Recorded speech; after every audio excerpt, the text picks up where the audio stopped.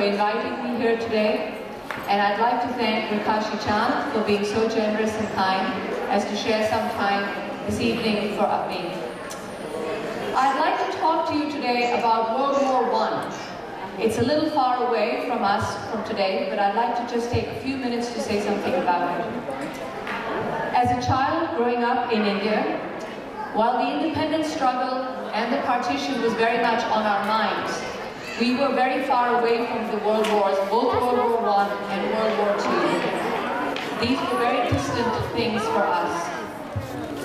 Even as we grew up and began to study history, we had read about the world wars, but we had never really been told, or we seldom heard anything about India's participation in the World War.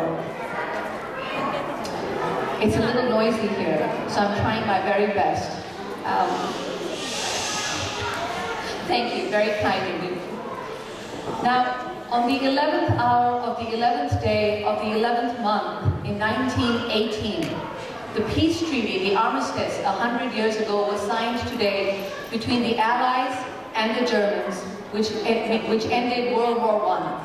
Now, we may not know this, but 75,000 Indian soldiers lost their lives in World War I.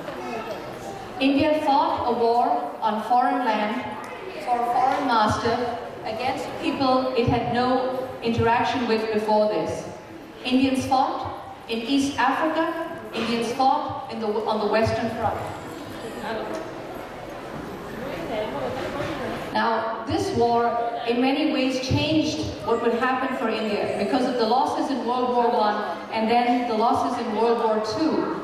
In many ways, India's freedom struggle was able to capitalize on both these wars to finally gain independence for India.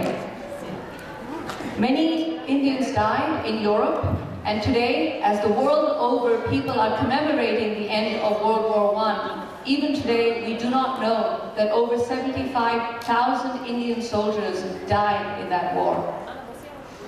I would like to end by reading you a few lines from a letter sent back home by Jamadar Inder Singh to his family in Ludhiana. He writes, and this is from 15 September 1916, while he was in France in the trenches fighting the Germans for the British. He writes, "I'm off for a cavalry attack on the enemy, and it is the 15th of September. It is quite impossible that I should return alive, because a cavalry charge is a very terrible affair.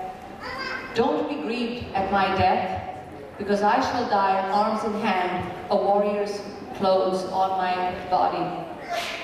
This is the most happy death anyone can hope for.